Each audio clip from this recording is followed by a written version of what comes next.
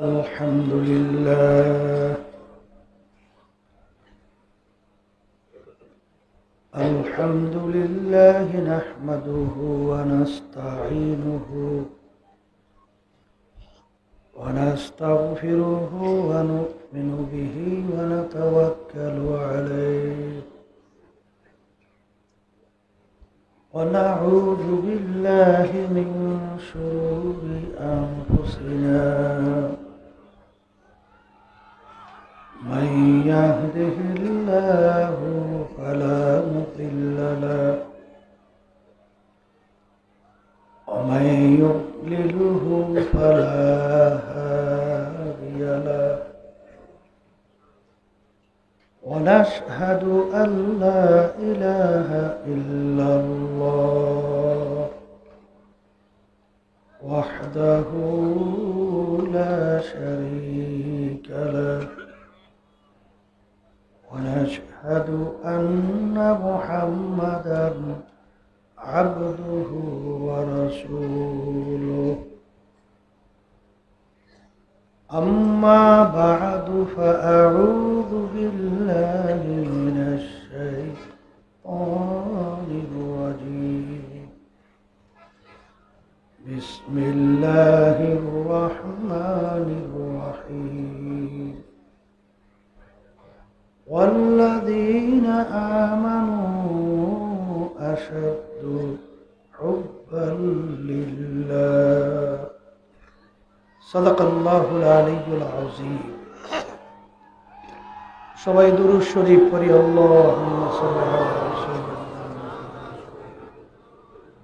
ওয়া হাবিবিনা ওয়া মাওলানা মুহাম্মদ সাল্লাল্লাহু আলাইহি ওয়া আলা আলিহি ওয়া আসহাবিহি ওয়া বারাক।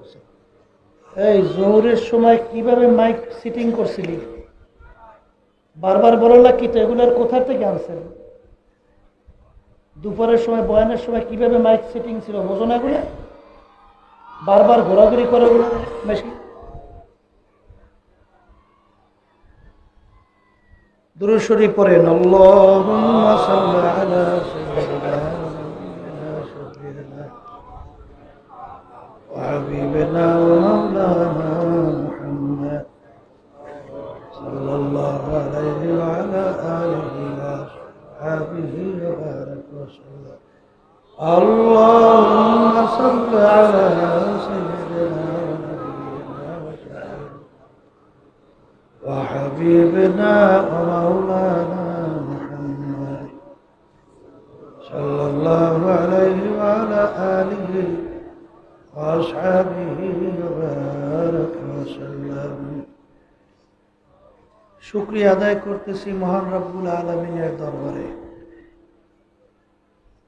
রব্বুল আলামিন ফিতনা ফাসাদের যুগে যারা নাকি মুখের মধ্যে ঢুকে না ওখানে সেটিং করে দেবে, ফিতনা ফাসাদের যুগে দুনিয়ার সমস্ত কাজ থেকে বিরত রেখে চরমনায় নমুনায় 3 দিন ব্যাপী ইজতেমা, আল্লাহ ইজতেমা শুরু করে গেছিলেন আমার আব্বাজান রহমাতুল্লাহি আলাইহি। তিনি আজকে আমাদের মাঝে নাই। যারা প্রথম ইজতেমায় শুরুতে সহযোগিতা সহ অনেক আমার মুজাহিদ ভাইরা ছিল, তারাও আজকে দুনিয়ার মধ্যে। এমন একদিন আসবে আল্লাহ কবুল করলে ইজতেমা চলতে থাকবে, কিন্তু আমরা থাকব না। আর দুনিয়ার ব্যাপারটা এইভাবেই আসে আর যায়। একবার যদি দুনিয়া থেকে বিদায় নিয়ে রওনা করে চলে যায়, দ্বিতীয়বার আর ফেরত আসা যায় না। আর দুনিয়া মাজরাতুল আখিরাহ, এই দুনিয়াটাই হলো যেই জিন্দিগির কথা বলা হলো, যেই জিন্দিগি চলে গেলে ফেরত আসা যায় না, ওই জিন্দেগির সম্বল সম্পদ এই দুনিয়ায় থাকা অবস্থায় কামাই করার পরেই রওনা করতে হবে। কথা ঠিক কি না? চরমনায় নমুনায় ইজতেমা। চরমনাইতে 3 দিন ব্যাপী, 3.5 দিন ব্যাপী মাহফিলে কি হয়? যারা চরমনাইতে গেছেন দেখছেন, আমার আব্বাজান রহমাতুল্লাহি আলাইহি প্রত্যেক সময় তিনি স্মরণ করাইয়া দিতেন যে অনেক জায়গায় ওরস হয়। ওরস মানে খুশি, কিন্তু আমাদের চরমনাইতে আমরা ওরস করি না, আমরা করি মাহফিল। চরমনাইতে আমরা ফুর্তি আনন্দের জন্য এই মজমা মিলেই না, বরঞ্চ আমরা কান্দাকাটি করি। কথা ঠিক না? তো চরমনাই নমুনা ইজতেমায় আপনারা জানেন দাদাজান রহমাতুল্লাহি আলাইহি চরমনাই নমুনায় মাহফিল শুরু করে গেছেন। আব্বাজান প্রায়ই বলতেন যে প্রথম দিন দাদাজান রহমাতুল্লাহি আলাইহি চরমনাইয়ের মাহফিলে মারেফত সম্পর্কে একটা আলোচনা বেশি করতেন। দ্বিতীয় দিন শরীয়ত সম্পর্কে আলোচনা একটু বেশি করতেন। তৃতীয় দিন অন্যান্য সব বিষয় নিয়ে একটু আলোচনা বেশি করতেন। মারেফত সম্পর্কে প্রথম আলোচনা কেন করতেন? মারেফত শব্দের অর্থ পরিচয় লাভ করা। যেমন মায়ের কোলের দুধ পানকারী একটা বাচ্চা, তাকে যদি আপনি 1000 টাকার একটা নোট দেন, ওই নোটটাকে সে গুরুত্ব সহকারে ওটাকে সংরক্ষণ করবে? ওটা মুখের ভিতরে নিয়ে চিবাইয়া ফেলাইয়া দেবে, কারণ ওই নোটের পরিচয় তার কাছে নাই। ছোট বাচ্চার কাছে যদি আপনি একটা স্বর্ণের গোটা দেন, ওই স্বর্ণের গোটার পরিচয় বাচ্চার কাছে নাই। ওইটা কিন্তু সে গুরুত্ব দিয়া সংরক্ষণ তো হেফাজত তো দূরের কথা ফেলাইয়া দেবে। ঠিক যার কাছে যে জিনিসের পরিচয় আসে, ওই জিনিসে লাভ করার জন্য পাগল হয়। যেমন মেম্বার হওয়ার জন্য এক শ্রেণীর মানুষ পাগল, কারণ মেম্বারের পরিচয় পাইছে। এক শ্রেণী মানুষ দেখবেন চেয়ারম্যান হওয়ার জন্য পাগল, কারণ কি? চেয়ারম্যানের পরিচয় পেয়েছে। এক শ্রেণী মানুষ এমপি মিনিস্টার হওয়ার জন্য পাগল, এমপি মিনিস্টারের পরিচয় পেয়েছে। এক শ্রেণী মানুষ দেখবেন পীর হওয়ার জন্য পাগল, পীরের পরিচয় পেয়েছে। এক শ্রেণী মানুষ মুফতি মুহাদ্দিস হওয়ার জন্য পাগল, মুফতি মুহাদ্দিসের পরিচয় পেয়েছে। এক শ্রেণী মানুষ সভাপতি সেক্রেটারি হওয়ার জন্য পাগল, সভাপতি সেক্রেটারি পরিচয় পেয়েছে। কথা ঠিক কিনা? আর এক শ্রেণীর মানুষ দুনিয়ার ভিতরে যারা আল্লাহর পরিচয় পেয়েছে, তার আল্লাহকেও পাওয়ার জন্য পাগল। কথা ঠিক কিনা? মানুষ আল্লাহ রাব্বুল আলামিন যত মাখলুকাত সৃষ্টি করছেন, এর ভিতরে সর্বশ্রেষ্ঠ সম্মানিত করে আল্লাহ মানুষকে সৃষ্টি করেছেন। কিন্তু আমরা যদি বিভিন্ন দিক থেকে পর্যালোচনা করি, তাই মানুষ সৃষ্টির সেরা হওয়ার কোনো যৌক্তিক কারণ আমাদের কাছে পাওয়া যায় না। বলে তা কেমন? অন্যান্য মাখলুকাতের চেয়ে আল্লাহ রাব্বুল আলামিন মানুষকে সর্বদিক থেকে দুর্বল করে তৈরি করছে।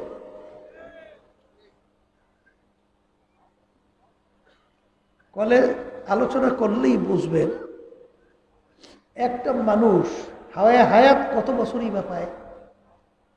100 বছর হায়াত পাওয়া মানুষের সংখ্যা তো খুব কম, কথা বলেন না কেন? আর একটা গুইল সাপ, ওর নাকি হায়াত প্রায় 250 বছর। একটা মানুষ কতদিনই বা হায়াত পায়? একটা কচ্ছপ ছিলেন, কাসিম কচ্ছপ, আমরা কি কর কচ্ছপ হইতে কর, একটা কচ্ছপের নাকি হায়াত প্রায় 350 বছর। একটা গুইল সাপের নাকি হায়াত প্রায় 750 বছর। তাহলে হায়াতের দিক থেকে মানুষ দুর্বল, পশু কি? কথা বললেন সবল না? চোখের দৃষ্টিতে তাকাইবে, আমরা মানুষ একটা জায়গা পর্যন্ত দেখি, এরপরে আর দেখি। কিন্তু একটা শগুনের কথা শুনছি, শগুন শুনছেন তো নাম? ওর নাকি চোখের পাওয়ার প্রায় 700-750 মাইল।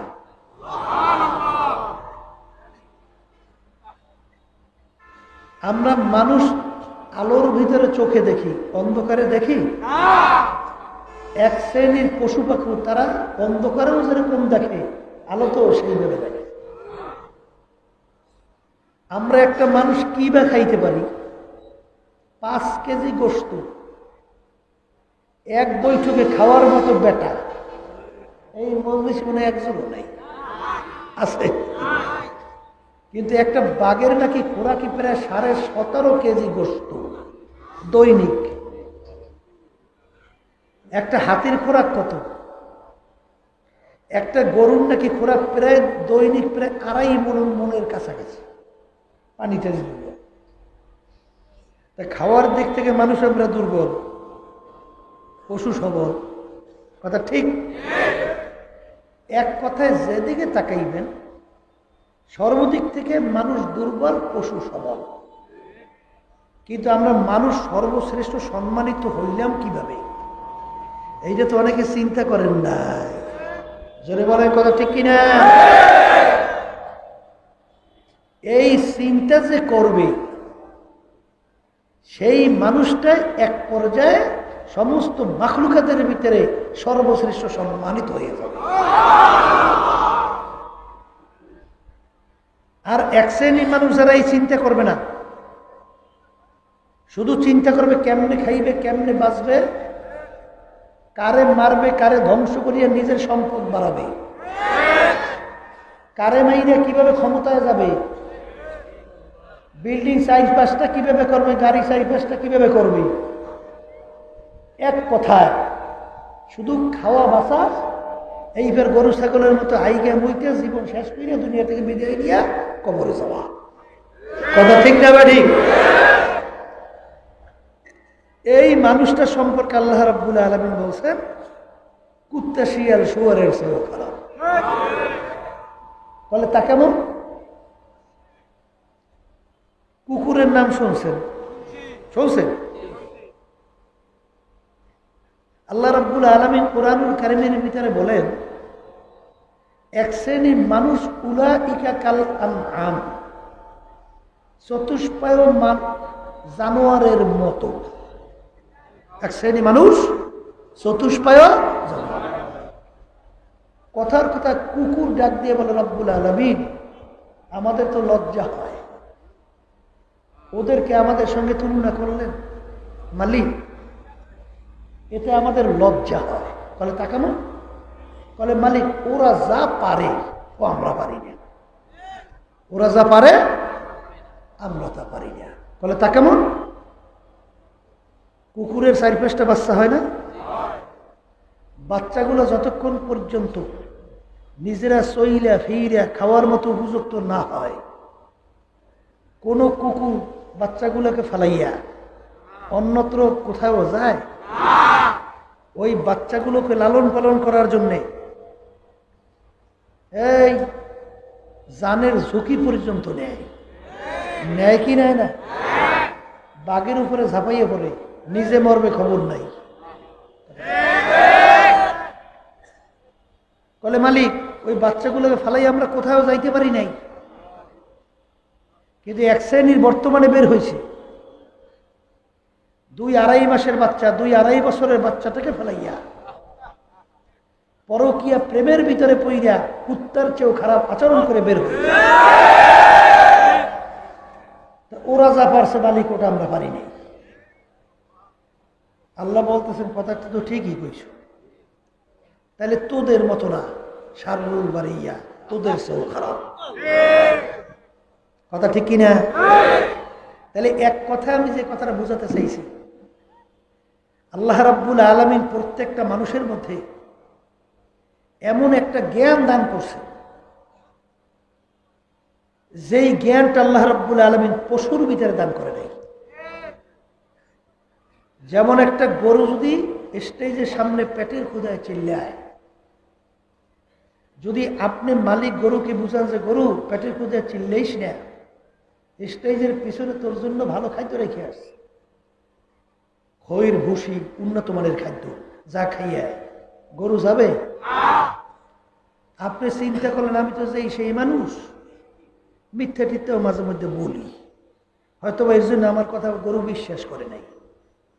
তাহলে মসজিদের ইমাম সাহেবকে নিয়ে আসে, ইমাম সাহেব তো ভালো মানুষ, কারণ সে যদি সত্য কথাই না বলে তাহলে তার পিছে তো আর মানুষ নামাজ পড়ে না। এখন ইমাম সাহেব সে বলতেছে গরু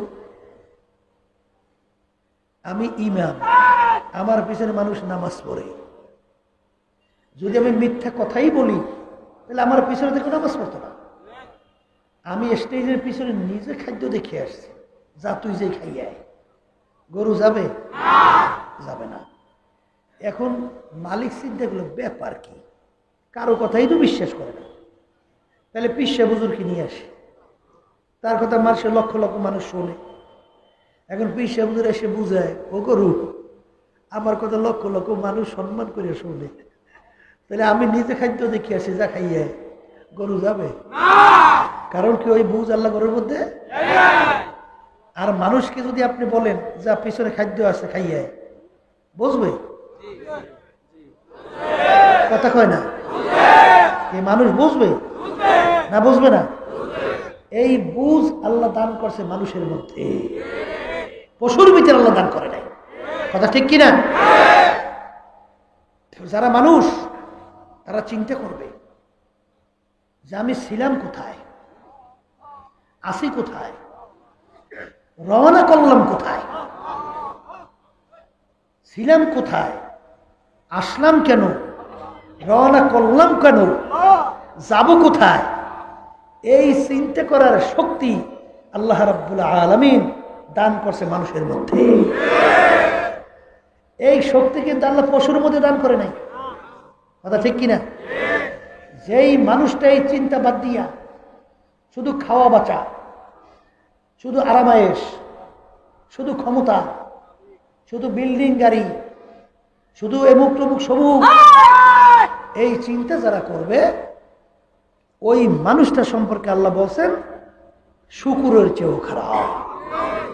জোরে বলেন নাউজুবিল্লাহ। কথা ঠিক না?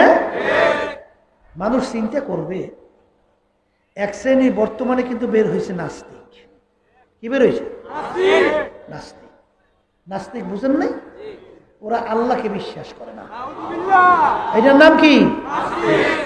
বাংলাদেশে কিন্তু অভাব নাই, এখন তো প্রায় ভরপুর। কথা ঠিক? বিবর্তন নীতি, বিবর্তন বুঝেন? অর্থাৎ আমরা মানুষ নাকি আল্লাহ সৃষ্টি করে নাই, পরিবর্তন হইয়া বানর থেকে আমরা মানুষ হইছি। কথা বুঝেন? এইটা বাংলাদেশের ইউনিভার্সিটিতেও পড়ায়, ডারউইনের থিওরি। ওরা বলে বানরের অনেক পার্সের সঙ্গে মানুষের পার্সের মিল আছে, জঙ্গলে লাফাইতে লাফাইতে ল্যাস পশম করে অটোমেটিক মানুষ হয়ে গেছে। কথা বলছে? কিন্তু এই নীতি বিবর্তনের তাম দুনিয়ার সিংহভাগ সমস্ত বৈজ্ঞানিকরা এটাকে বলছে এটা কোনো থিওরি হতে পারে না, এর কোনো যুক্তিকতাই না। এটা কিন্তু ওদের যাত্রাই হয়েছে, ঠিক না? আর আমরা যারা মানুষ আমরা চিন্তা করি যে এই মাইকটা আমার সামনে আসছে, কেউ এখানে না নিয়ে আসলে তো আর আসে নাই, কথা কর না, আসছে যে কোনো একজন এসে এখানে ফিট করছে। ইমামুল আজম আবু হানিফা রাহমাতুল্লাহি আলাইহি, তার সঙ্গে মুসলমানদের সঙ্গে নাস্তিকের সঙ্গে তর্ক।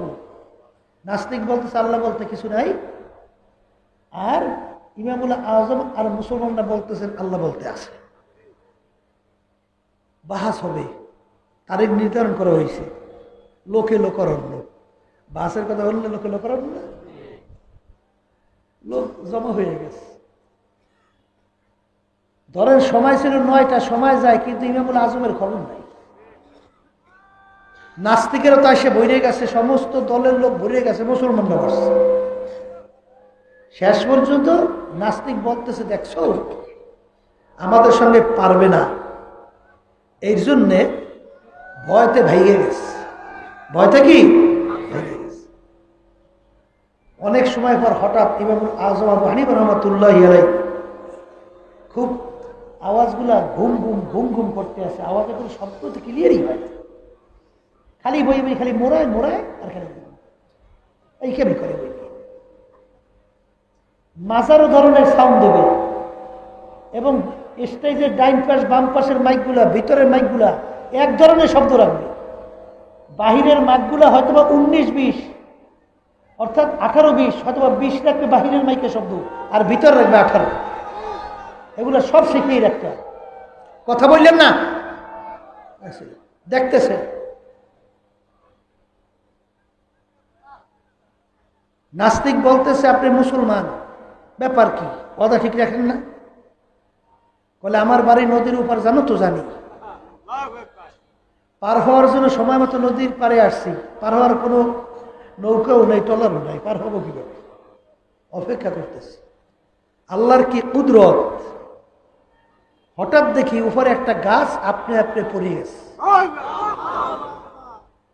বিনা করাতে বিনা মিস্ত্রিতে গাছটা ফাইরিয়া অটোমেটিক তক্তা হয়ে গেছে।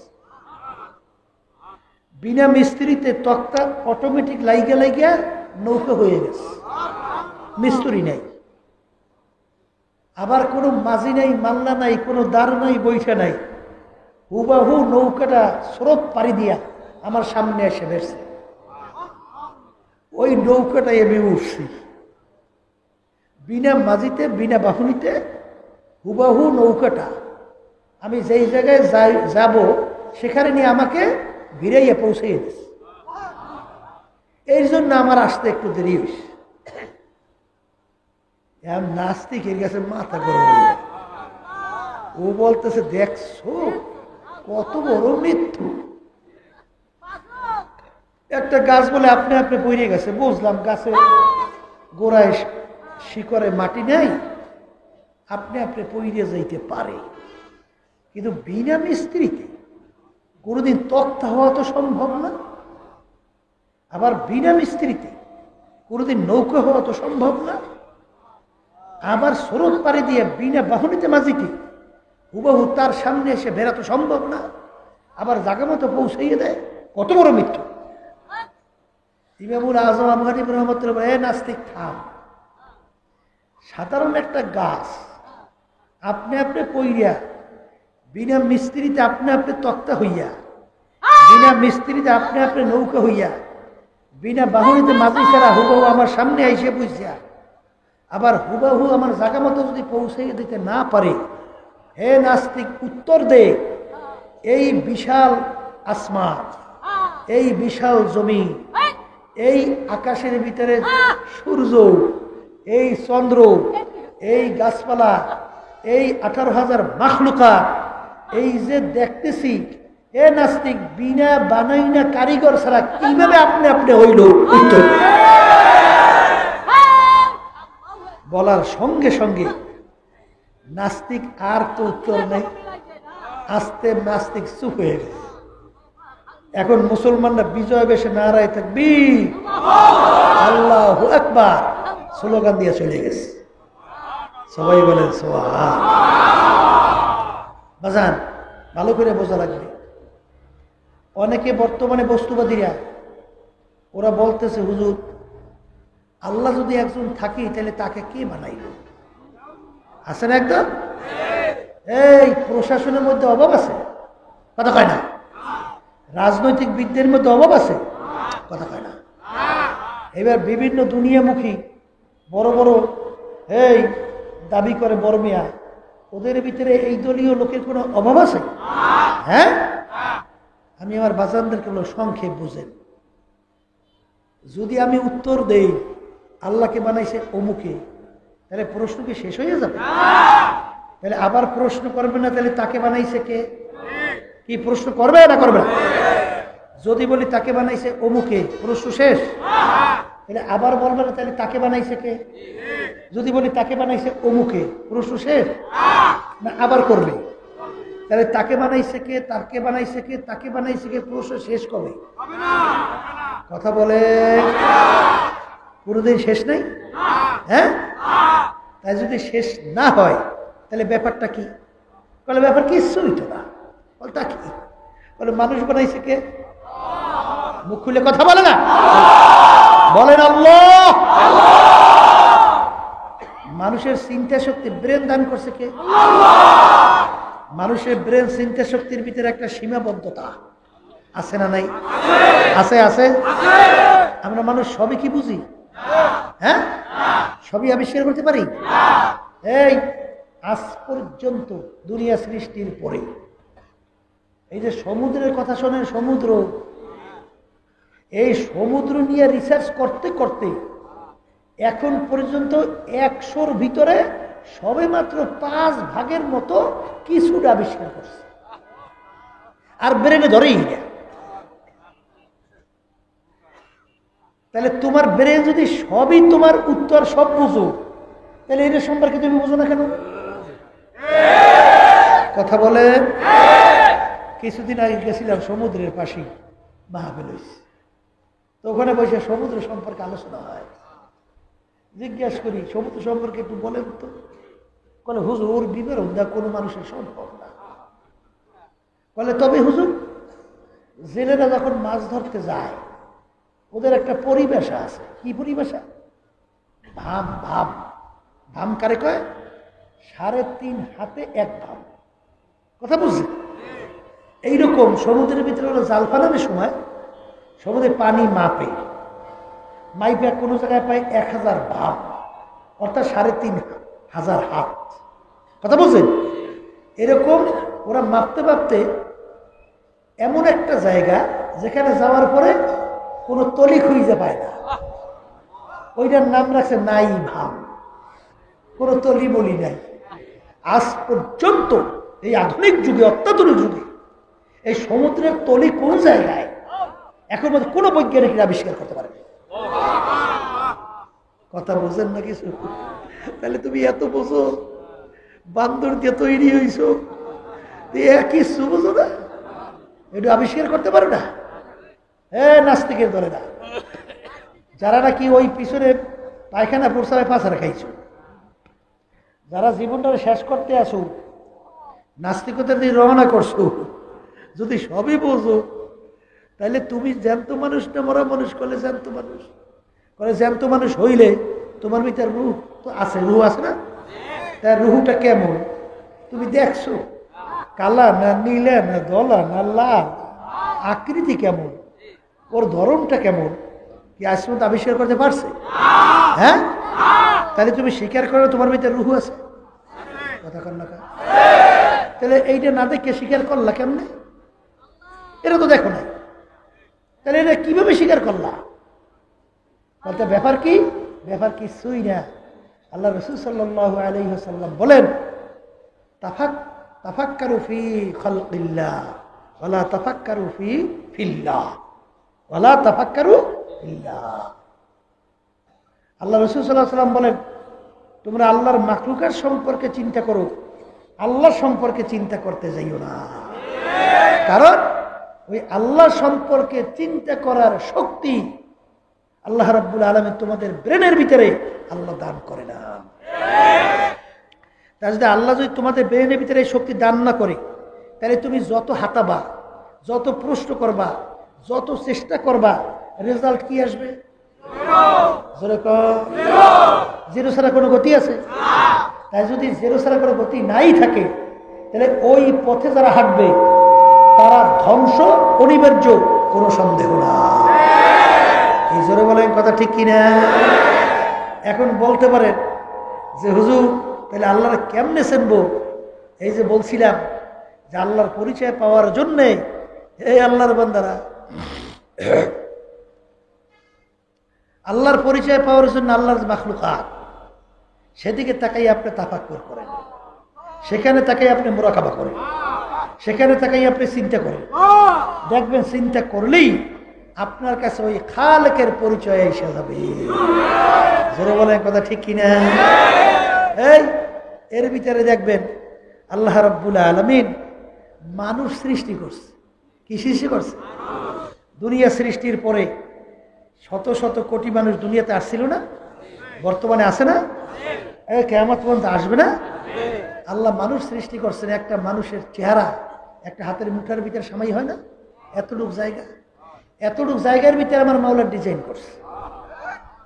কি একটা মানুষের চেহারার সঙ্গে দুনিয়া সৃষ্টির পরে এখন পর্যন্ত আর একটা মানুষের চেহারা পূর্ণ কোনো মিল না। বানান একজন কারিগর আছে না? না, এমনকি গলার আওয়াজের পর্যন্ত কোনো মিল নাই। কথা কয় না ভাই? এমনকি একটা পশমের সঙ্গে দুনিয়া সৃষ্টির পর এখন যত মানুষ আছে, একটা পশমের বলে পূর্ণ কোনো মিল নেই। শ্বাস চেনেন না? শ্বাস পিঠা তৈরি করে এক রকমের এক ঢঙ্গের শ্বাস থেকে যত পিঠা বের করবেন সবই তো একরকমেরই বের হয়। কথা ঠিক কিনা? এক মায়ের পেট থেকে আল্লাহ রাব্বুল আলামিন 10টা সন্তান বের করলো। 10টা সন্তান এক ভাইয়ের সঙ্গে আর এক ভাইয়ের চেহারার পূর্ণ কোনো মিল নেই। কথা বলেন না কেন? এক বোনের সঙ্গে আর এক বোনের চেহারার পূর্ণ কোনো মিল নেই। এই বানানে একজন কারিগর আছে না? জোরে কর না।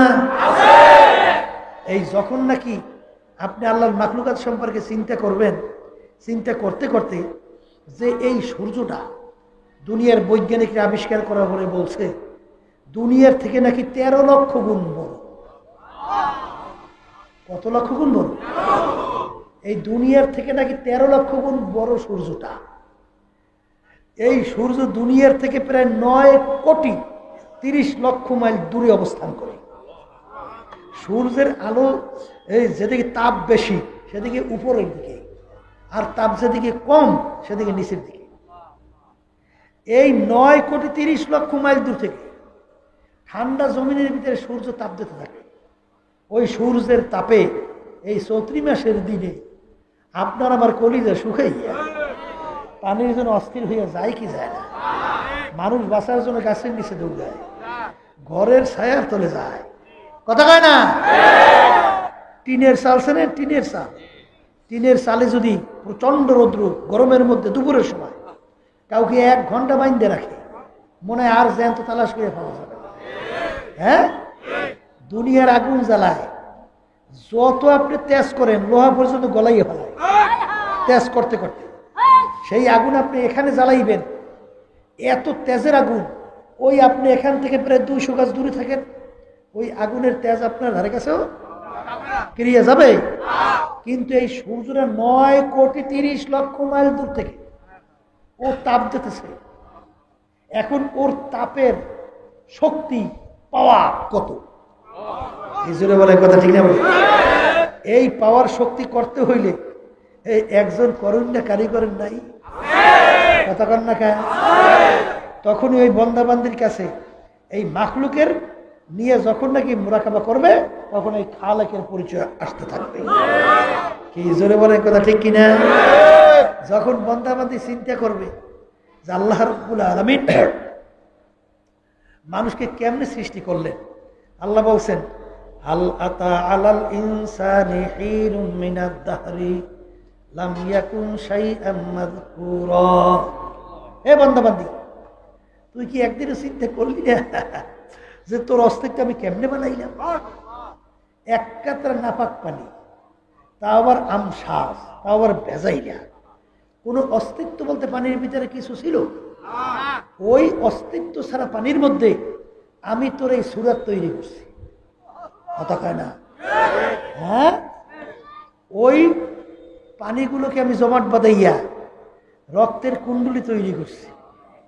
এরপর রক্তের কুণ্ডলি তৈরি কইরা আমি লাহমা, আমি হাড্ডি তৈরি করিয়া, গোশত তৈরি করিয়া হাড্ডির সঙ্গে লাগাই দিয়েছি, লাগাই দিয়া ফি আহসানি তাকওয়িম, এরপর তোকে এত উত্তম সুন্দর সুরতের একটা মানুষ আমি তৈরি করছি। কে তৈরি করছে? হ্যাঁ, যখন নাকি বন্দাবান্দি আল্লাহর মাখলুকাতের দিকে তাকাইয়া যখন মোরাকাবা করে, তখন ওই বন্দাবান্দির কাছে ওই মাখলুকের খালেকের পরিচয় আসতে থাকে। যেটা বলেন কথা ঠিক না? চিন্তা করছে একটা খেজুর গাছ এই একই জমিনের মধ্যে, একই জমিনের ভিতরে গাছ লাগাইছে, এক শ্রেণীর গাছের ফল বাইরে তিতা, একই মাটির রস খাইছে না কন্যাকা। আবার দেখবেন খেজুর গাছের মাথায় দেখা নিবে মিষ্টির কোনো চেষ্টা। এরপরে দেখেন এই যে মাসকে মাস রস গাছের মাথা কাটতে আছে, দৈনিক প্রায় এক হাড়ি করে রস বের হয়। এত পানি কোন জায়গায় আল্লাহ রাখছে? কোথার থেকে পানি আসলো? কে বের করলো? কে উঠাইলো? কোথার থেকে আসে?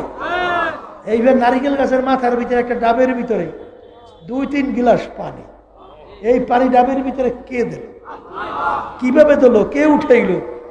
এই যখন নাকি বন্দাবান্দি আল্লাহর মাখলুকাত নিয়ে চিন্তা করবে, তখনই এই বন্দাবান্দির কাছে খালেকের পরিচয় আসতে থাকবে। আস্তে আস্তে যখন বন্দাবান্দি মোরাকাবা করে, চিন্তা করে, তখনই এক পর্যায়ে যাইয়া আল্লাহর খাস বন্দারা বলতেছেন, কি বলতেছেন? বর্গেদার আখতা সবজে দর নজরে হুশিয়ার হারওয়ারাকে দফতরি মারফাতে কিরদেগার। মালিক, আমি যখন গাছের পাতার দিকে তাকাই, আমি গাছের পাতা নিয়ে যখন মোরাকাবা করি, তখন আমি গাছের পাতা দেখি না, আমি দেখি তোমাকে। আমি যখন একটা ফলের দিকে তাকাই, আমি ফল দেখি না, আমি দেখি তোমাকে। আল্লাহু আকবার। আমি যখন একটা ফুলের দিকে তাকাই, আমি ফুল দেখি না, আমি দেখি তোমাকে। हर रंग में तू है, भू में तू है, गुल में तू, हर जा तू, जिधर देखता हो मैं तू ही तू है, तू ही तू है, तू ही तू। মালিক, আমি যখন রঙের দিকে তাকাই, আমি রং দেখি না, তখন আমি চিন্তা করি এত সুন্দর রং কে লাগাইল। আমি যখন ফুলের ঘ্রাণ পাই, আমি তখন ফুলের ঘ্রাণ পাই না, তখন আমি চিন্তা করি এই ফুলের ভিতরে ঘ্রাণ কে ঢুকাইল। তখন এই ঘ্রাণ থেকে আমি তোমার ঘ্রাণ পাই। আমি গাছের দিকে তাকাইলে দেখি তোমাকে, আমি ফুলের দিকে তাকাইলে দেখি তোমাকে, আমি একটা মাছের দিকে তাকাইলে দেখি তোমাকে। মালিক, তোমাকে ছাড়া তো আমি আর কিছুই দেখি না। এ আল্লাহর বান্দারা, পর্দার আড়ালের মা বোনেরা, তাফাক্কুরু সাবতাফাক্কারু সাআতান ফি খালকিল্লাহ। আল্লাহু আকবার, আল্লাহু আকবার। في 60 وفي رواية 70 وفي رواية 80 سنة। আল্লাহ রাসূল বলেন, তোমরা যখন আমার মাওলার মাখলুকাত নিয়ে কিছু সময় চিন্তা মোরাকাবা করবা, 60 বছর নফল ইবাদতের ভিতরে লিপ্ত থাকলে যেই পরিমাণ সওয়াব তুমি পাবা, ওই পরিমাণ সওয়াব আল্লাহ তোমার আমলনামায় দান করবে। বাজান, কোন রায়তের ভিতরে আসছে 70 বছর নফল ইবাদতের সওয়াব তোমার আমলনামায় জমা হবে। কোন রায়তের ভিতরে আসছে 80 বছর নফল ইবাদতের সওয়াব তোমার আমলনামায় জমা হবে। কারণ কি? বন্দাবান্দি যখন আমার মাওলার মাখলুকাত নিয়ে চিন্তা করে, তখন ওই বন্দাবান্দি চিন্তা করতে করতে করতে করতে তখন ওই বন্দাবান্দির কাছে আমার ওই মাখলুকাতের খালেকের পরিচয় আসে।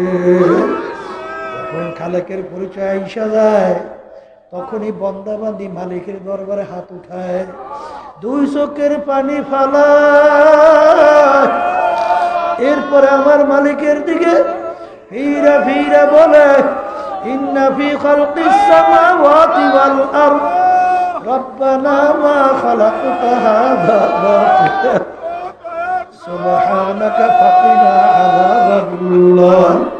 মালিক, আমি তো মাখলুকাতের দিকে তাকাইয়া মুরাকাবা করলাম, তাকাইয়া দেখি কোন জিনিস তুমি বেহুদা বানাও না। ও মালিক, এখন তুমি দয়া মায়া করে তুমি আমাকে জাহান্নামের আগুন থেকে মাফ কইরা দাও। তখন ওই বন্দা বান্দি দুই চোখের পানি ফালাইয়া দুই হাত মাওলার দরবারে উঠাইয়া মাপ চায় আর মালিকের কাছে দোয়া করতে থাকে। এ দুনিয়াদার পাগল আমার বাবারা, ও পর্দার আড়ালের মা বোনেরা, খুলিকালাকুম মা ফিল আরদি জামিআ, আমার মালিক তোমাকে আমাকে কেন বানাইলেন আর সমস্ত মাখলুকাত গুলা কেন বানাইলেন, এই চিন্তা করার শক্তি আমার মালিক মানুষের ভিতরে দান করছে। এই চিন্তা কিন্তু আমার মালিক পশুর ভিতরে দান করে নাই। আচ্ছা দেখো, আমার মাওলা তোমাকে আমাকে আশরাফুল মাখলুকাত করিয়া বানাইলো, কিভাবে বুঝবা? দেখবা বাজান, একটা বিষাক্ত সাপ, আরে তোমার আমার মতো মানুষ দেখলে ফস করে জঙ্গলে দৌড় দেয়। বাজান একটা শালিক পাখি, ঘুঘু পাখি, বড় বড় হাতির পিঠের উপরে উঠে পোকা চোকা খাইতে থাকে। আর ওই এত বড় হাতিটাকে ওই ঘুঘু পাখিটায় ভয় করলো না, শালিক পাখিটায় ভয় করলো না। কিন্তু বাজান তোমার আমার মতো 3.5 হাত মানুষ যখন ওই পাখিটায় দূর থেকে দেখলো, ফুরুত করে আকাশের দিকে উড়ে যায়। বাজার একটা বাঘ এত বড় শক্তিশালী, দেখলাম মানুষের আওয়াজ পাইলে ওখান থেকে ভাইগা যায়। বাজার কারণ কি? আমার মালিক সমস্ত রূহকে, সমস্ত মাখলুকাতের রূহকে একত্রিত কইরা মানুষকে পরিচয় করাইয়া দিয়েছেন, আমার আশরাফুল মাখলুকাত মানুষ। তোমরা, আমি এদেরকে মহব্বত করি, তোমরা এদেরকে সম্মান কইরো। এই জন্য আমার বাজানদেরকে বলবো, বাজান কিভাবে পশু পাখি সম্মান করে তার বাস্তবতা দুনিয়ার ভিতরে তালাশ করলেই পাবা। আমার দাদা রহমাতুল্লাহ আলাইহির কথা শুনছিলাম, ফরিদপুর কয়ারিয়ার কথা শুনছি। তিনি বয়ান করতে করতে বললেন, ওরে মানুষ, তোমরা তো আমাদের কথা শোনো না, আমাদের কথা মানো না, কিন্তু একটা গরুকে যদি বলে গরু আমাদের কথা শুনবা, এই কথা বইলে দূরে একটা গরু বান্ধা, দাদাদার রহমাতুল্লাহ হাত উঠে এরকম ডাক দিয়ে গরু দিয়ে হাতের সঙ্গে সঙ্গে গরু তার রশি ছিঁড়া দাদাদারের সামনে আসা দাঁড়াইয়া গেল। তখন দাদাদার রহমাতুল্লাহ ডাক দিয়া বলে, ওরে মানুষ দেখ, তোরা আমাদের কথা শুনলি না, মানলি না, গরু পর্যন্ত আমাদের কথা মানে, মাখলুকাত পর্যন্ত আল্লাহর বান্দা বান্দাদেরকে সম্মান করে। বাজান সাহাবায়ে কেরামদের এক জামাত দাওয়াতের জন্য এক এলাকার ভিতরে যখন গেল, এলাকার লোক এত খারাপ, তাদের দাওয়াত তো গ্রহণ করলই না, বরঞ্চ এলাকার থেকে তাড়াইয়া দিল, একটু বসবার জায়গাও দিল না, একটু শোয়ার জায়গাও দিল না। সাহাবায়ে কেরামদের জামাতের আমির ডাক দিয়া বলে, কোথায় যেহেতু আমাদের বসার জায়গাও দেয় না, শোয়ার জায়গাও দেয় না, আমরা আজকে রাত্রি কোথায় যাপন করব? আমরা সবাই আজকে জঙ্গলের ভিতরে রাত্রি যাপন করব। বাজার জঙ্গলের ভিতরে হিংস্র প্রাণীর অভাব নাই, বাঘ ভাল্লুক সিংহের কোনো অভাব নাই, বিষাক্ত সাপের কোনো অভাব নাই। যখন সাহাবায়ে কেরামদের জামাত দলে বলে যখন জঙ্গলে ঢোকে তখন ওই বেঈমানের দলেরা হাসাহাসি করে, শুনছি মুসলমানদের ধর পাগল, আসলেই তো পাগল। কারণ ওই জঙ্গলের ভিতরে হিংস্র প্রাণীর কোনো অভাব নাই। ওরা যখন জঙ্গলে ঢুকবে একজনকে আর আগামী দিন তালাশ করে পাওয়া যাবে না। আখেরি বাজান সাহাবায়ে কিরামদের জামাত আমির সহ যখন জঙ্গলে ঢুকলো, ঢুইকা সাহাবায়ে কিরামদের জামাতের আমির বাজান দাঁড়াইয়া পশু পাখিকে লক্ষ্য করিয়া ভাষণ দিতে আছে। পশু পাখিকে লক্ষ্য করে বক্তব্য দিতেছে, হে জঙ্গলে পশু পাখিরা, আমরা একদল নবীর সাহাবারা আসছি, আজকে আমরা রাত্রে এখানে যাপন করব, তোমরা সবাই এখান থেকে সইরা যাও। ভাষণ দেওয়ার সঙ্গে সঙ্গে বাঘ তার বাচ্চাকে মুখের ভিতরে কামড় দিয়ে দৌড় শুরু করলো। সিংহ তার বাচ্চাকে নিয়ে দৌড়। গর্তের ভিতরে সাপ দলে দলে উঠে জাগা, দৌড়ের পর দৌড়। এমনকি ইতিহাসের ভিতরে দেখা যায় গর্তের ভিতরে পিপিলিকা পর্যন্ত সব উঠা জায়গা একেবারে পরিষ্কার কইরা দিল। বাজার দেখো পশু পাখি কিভাবে সম্মান করে, পশু পাখি কিভাবে কথা শোনে। বাজান ওমর ফারুক রাদিয়াল্লাহু তাআলা আনহু তার জামানার ভিতরে নীল নদী বাজান তাদের পরিচালনার আয়ত্তের ভিতরে আসলো। নীল নদীর একটা নিয়ম ছিল, প্রতি বছর নীল নদী একবার শুকিয়ে যাইত। বাজারে একটা যুবতী সুন্দরী মেয়ে যদি বলি দেওয়া হইতো তাহলে নীল নদীর পানি জারি হইতো। বাজার মুসলমানদের আয়ত্তে যখন আসলো, এখন এক পর্যায়ে নীল নদীর পানি শুকিয়ে গেল। আর ওই নীল নদীর পানি দিয়া এলাকার লোক খায় বাঁচে, ওই পানি দিয়া ফসল করে, ফসল খাইয়া মানুষ বাঁচে। পানি তো শুকাইছে, ওদিকে যুবতী মেয়ে জবাই না করা পর্যন্ত পানিও তো আসবে না।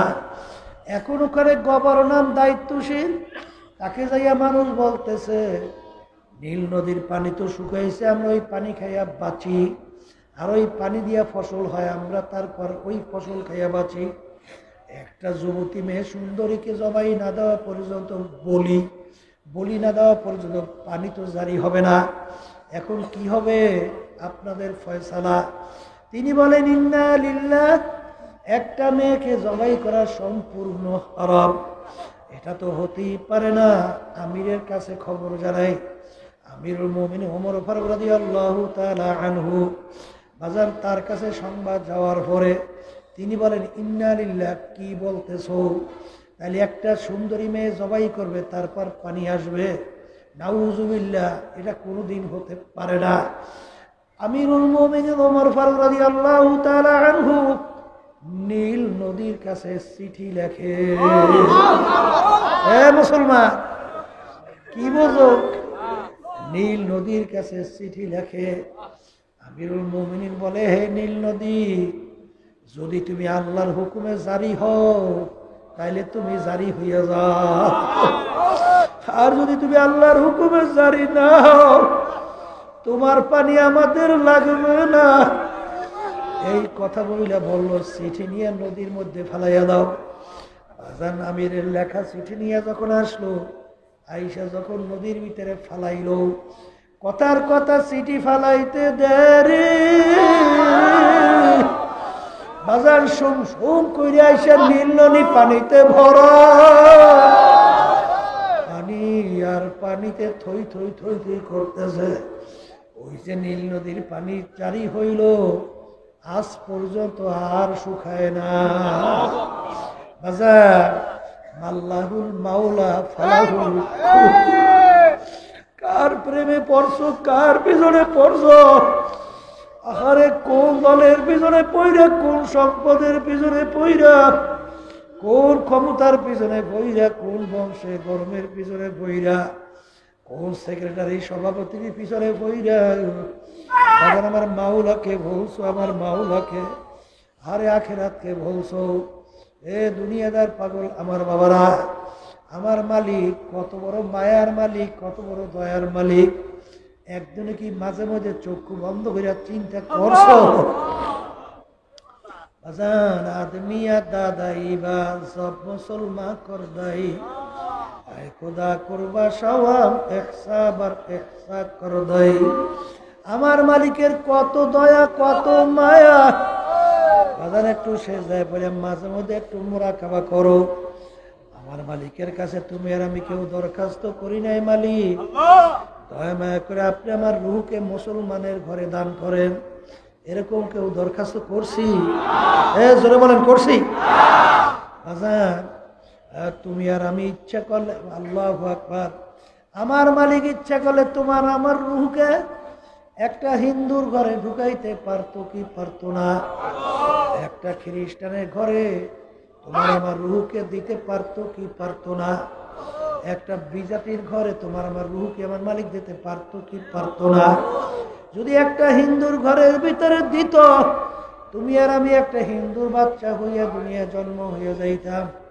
যদি খ্রিস্টানের ঘরে ঢুকাইতো, তুমি আর আমি খ্রিস্টানের বাচ্চা হইয়া দুনিয়া জন্ম হইয়া যাইতাম। অন্য বিজাতিদের ঘরে ঢুকাইলে বিজাতির বাচ্চা হইয়া দুনিয়া জন্ম হইতাম।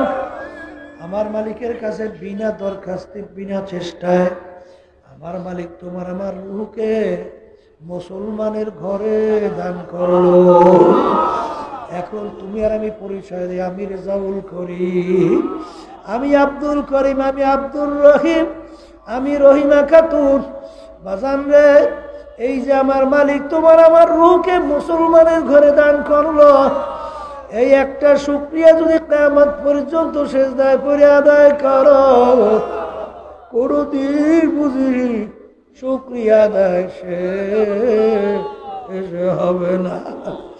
এই যে আমার বাজানদেরকে বলবো, আমার মালিক তোমাকে আমাকে শিখাইয়া দিয়েছে, ওয়াইন তাউদ্দু নি'মাতাল্লাহি লা তুহসুহা। এ বান্দা বান্দি, আমার নেয়ামতের গণনা শিকার শুকরিয়া যদি কিয়ামত পর্যন্ত আদায় করতে থাকো, কোনদিন হিসাব কইরা পাবি না, কোনদিন শুকরিয়া আদায় করে শেষ করতে পারবি না। এ আল্লাহর বান্দারা, কবরের যাত্রীরা, আজকে ছেলে চিনলাম, মেয়ে চিনলাম, স্ত্রী চিনলাম, আত্মীয় স্বজন চিনলাম, দল চিনলাম, দলের নেতা নেত্রী চিনলাম, কিন্তু একদিনে কি চিন্তা করছ আমার মালিকের তোমার আমার উপরে কত মায়া, কত দয়া?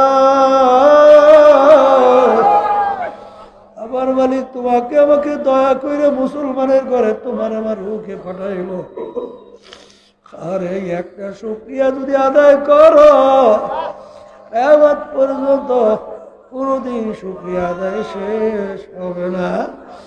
আরে এই জন্য আল্লাহ রাব্বুল আলামিন এক পর্যায়ে ডাক দিয়া বলে, এ নেমুখ হারামের দোষে, ইন্নাল ইনসানা লিরাব্বিহি লাকানুত।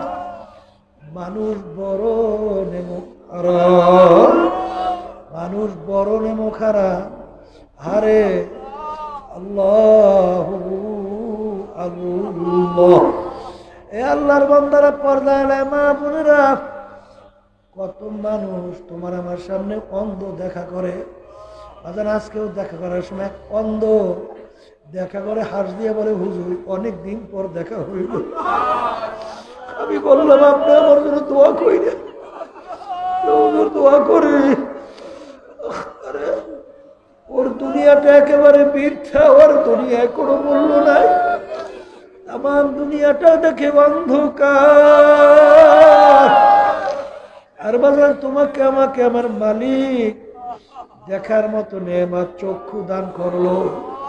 চক্ষু দিয়া তুমি আর আমি দুনিয়াকে দেখি, এই একটা নেয়ামতের শুকরিয়া আদায় কইরা দেখো পারবা কিনা। কত বাজার বোবা মানুষ তোমার আমার সামনে আবু করিয়া চিল্লায়, ওর বুকে কত জ্বালা, ওর মনের ভাব প্রকাশ করতে পারে না। আল্লামাহুল বায়ান, আমার মালিক তোমাকে আমাকে কথা বলার শক্তি দান করলো। বাজার এই নেয়ামত আমার মালিক তোমাকে আমাকে দান করলো। এই নেয়ামতের শুকরিয়া আদায় করে শেষ করতে পারবা? তোমার আমার ব্রেন দিয়া পড়াশোনা করলাম, আজকে ব্রেন দিয়া ব্যবসা বাণিজ্য করলাম, আজকে বর্মিয়া হইলাম, অফিসার হইলাম, অনেক কিছু ক্ষমতা সম্পন্ন হইলাম। এই ব্রেন নেয়ামত কে দান করলো? কত বড় লোকের বাচ্চাদেরকে অনেক সময় আমাদের কাছে নিয়ে আসে, আরে বাপের চোখ থেকে পানি টল টল কইরা পড়ে, আর কান্দে আর বলে হুজুর ওর জন্য একটু দোয়া করেন, হুজুর ওকে আমার মাওলা ভালো মন্দ বোঝার কোনো তৌফিক দেয়। হুজুর ও প্রতিবন্ধী, হুজুর ওর জন্য একটু দোয়া করেন। তখন ওর চেহারার দিকে তাকাইলে চোখে পানি রাখা যায় না।